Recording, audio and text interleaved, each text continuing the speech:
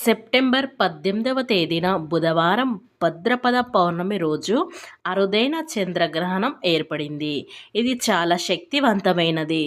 ఇది రెండవ చంద్రగ్రహణం మరియు ఆఖరి చంద్రగ్రహణం. ఇది సంవత్సరంలో మనకు కనిపించబోతున్న అతిపెద్ద గ్రహణం. అంతేకాదు ఈరోజు చంద్రుడు మనకు చాలా నిండుగా పెద్దగా కనిపిస్తాడు. ఎప్పుడు కనిపించనంతగా నిండుగా పెద్దగా కనిపిస్తాడు. అతిపెద్ద గ్రహణం 79 సంవత్సరాల క్రితం ఇలాంటి గ్రహణం వచ్చింది. మళ్ళీ ఇప్పుడు రాబోతుంది. ఇది చాలా శక్తివంతమైన గ్రహణం కనుక ఇలాంటి గ్రహణం రోజున ఖచ్చితంగా మీరు గుమ్మానికి ఇది ఒక్కటి కట్టండి చాలు. ఇక మీకు తిరిగే ఉండదు. మీరు పట్టిందల్లా బంగారంగా మారిపోతుంది. మీకు అప్పుల బాధలున్నా వేరే రకాల సమస్యలున్నా అన్నీ తొలగిపోవడం అనేది గ్యారంటీ. ఎందుకంటే ఈ చంద్రగ్రహణం అనేది బాగా పవర్ఫుల్ కనుక ప్రతి ఒక్కరు కూడా మీరు గుమ్మానికి ఇది కట్టడం వల్ల మీ యొక్క సమస్యలు బాధలు దుఃఖాలు అన్నీ తొలగిపోతాయి. అయితే ఇలాంటి గ్రహణం మనకు కనిపిస్తుందా?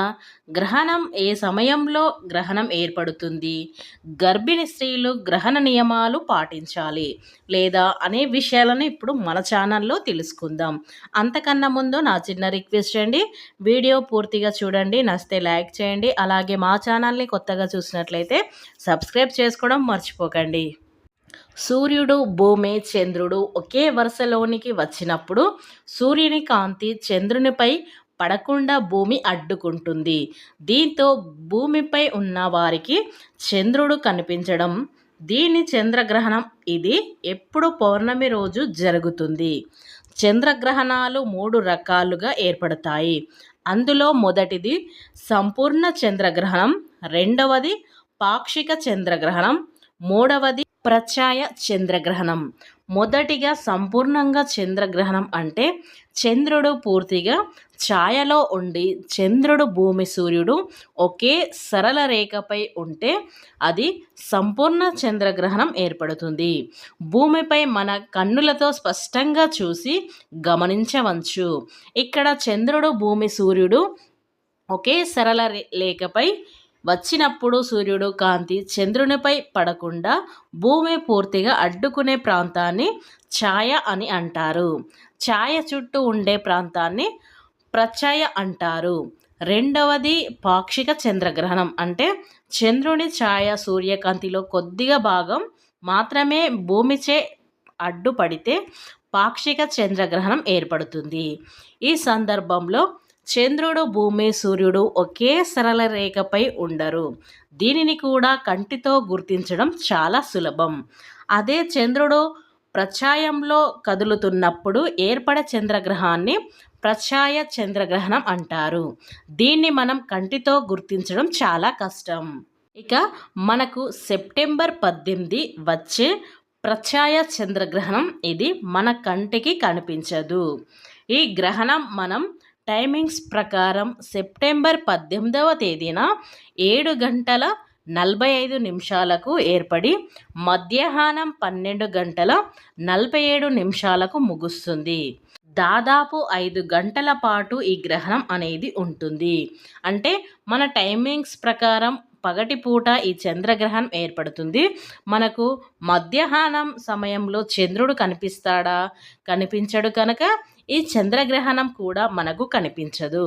కనుక మనకు సూతకం ఉండదు. ఇండియాలో గ్రహణం ఉందని ఏ దేవాలయాలు మూసివేయడం జరగదు. ఆహార నియమాలు పాటించ అవసరం లేదు. గ్రహణం తర్వాత ఇల్లు కడగాల్సిన అవసరం కూడా లేదు. గరికలు వేసుకుంటే సరిపోతుంది. గ్రహణ నియమాలు మనకు వర్తించవు.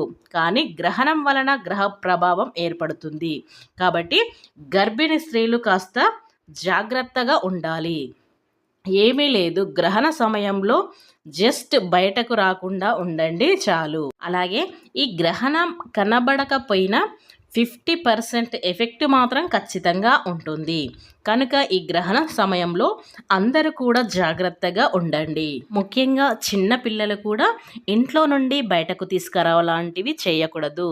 ఇక ఇంట్లో ఉన్న కుటుంబ సభ్యులు అందరూ కూడా ఇంట్లో కూర్చొని దైవ జపం చేసుకోండి. ఈ గ్రహణ ప్రభావం జలపై ఎక్కువగా ఉంటుంది. అందుకే గంగా నది స్నానాలు అవి మాత్రం ఎట్టి పరిస్థితిలో చేయకండి.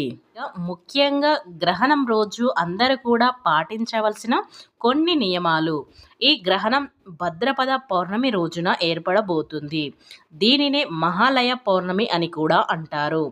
మహాలయ పౌర్ణమి తర్వాత వచ్చే 15 రోజులను మహాలయ పక్షం లేదా పితృపక్షం అని కూడా అంటారు. ఈ మహాలయ పక్షాన్ని పితృపక్షం అని అంటారు. మన ఇంట్లో మరణించిన పెద్దవారికి శ్రాద్ధం పెట్టడానికి ఈ 15 రోజులు ఎంతో ముఖ్యమైనవిగా మనం భావిస్తాం. ఇలా పితృపక్షంలో పిండ ప్రదానం చేయటం వల్ల పెద్దవారి ఆత్మ సంతోషిస్తుందని మన పూర్వం నుండి ఇలాంటి కొన్ని ఆచారాలు కొనసాగుతూ ఉన్నాయి. భద్రపద మాసంలో వచ్చే పౌర్ణమి నుంచి అమావాస్య వరకు ఈ పితృపక్షాలను నిర్వహిస్తారు. ఈ 15 రోజుల్లో ఏదో ఒక రోజు మరణించిన మన కుటుంబ సభ్యులకు శ్రాద్ధం పెట్టడం వల్ల ఎంతో పుణ్యం లభిస్తుంది. 15 రోజులలో ఏదో ఒక రోజు ఉదయాన్నే నది స్నానం చేసి మన పెద్దవారికి పూజలు చేసి పిండ ప్రదానం చేయాలి. పిండాన్ని జలచారాలకు, కాకులకు, గద్దలకు పెట్టడం వల్ల వారి ఆత్మ సంతృప్తి చెంది మనపై ఉన్నటువంటి పితృదోషాలు తొలగిపోతాయి. ఈ విధంగా పితృపక్షంలో పెద్దవారికి పిండ ప్రదానం చేసి వారి పేరున అన్నదానాలు కానీ వస్త్రదానాలు చేయటం వల్ల మనకున్నటువంటి పితృదోషాలు తొలగిపోతాయి. సంతానం లేని వారికి సంతానం కలగడం జరుగుతుంది. అందుకే ఈ మహాలయ పక్షంలో మనం పూర్వీకులను పెద్దవారిని స్మరించుకోవడం ఎంతో శుభసూచకంగా మనం భావిస్తూ ఉంటాం. సెప్టెంబర్ 18 పౌర్ణమి గ్రహణం అనేది రానుంది. ఇది చాలా శక్తివంతమైనది. ఇలాంటి శక్తివంతమైన గ్రహణం రోజున ఖచ్చితంగా గుమ్మానికి ఇది ఒక్కటి కట్టండి. గుర్తుపెట్టుకొని మర్చిపోకుండా గుమ్మానికి ఇది ఒకటి కడితే చాలు. మీరు ఎప్పుడు ఊహించనంత అదృష్టాన్ని, అలానే కలలో కూడా అనుకోనంత ఐశ్వర్యాన్ని పొందుతారు. మీ జీవితంలో ఎంత గొప్పగా ఎదగాలి అనుకుంటున్నారో, సమాజంలో ఎంత ఎక్కువ మంచి పేరును సంపాదించాలి, పేరు ప్రతిష్టలు అన్నీ సంపాదించాలి అనుకుంటున్నారో అవన్నీ కూడా తప్పకుండా నెరవేరాలి అంటే ఖచ్చితంగా ఈ పౌర్ణమి రోజు చంద్రగ్రహణం అనేది చాలా పవర్ఫుల్ అని చెప్పుకోవచ్చు. ఇలాంటి పవర్ఫుల్ రోజున గుమ్మానికి ఇది కట్టండి చాలు. మీరు అనుకున్నది ఖచ్చితంగా నెరవేరుతుంది. ఇలా కట్టడం వల్ల మీ ఇంట్లో నెగిటివ్ ఎనర్జీ పోతుంది. ఇక సకల దేవతల ఐశ్వర్యాలు మీకు కలుగుతాయి.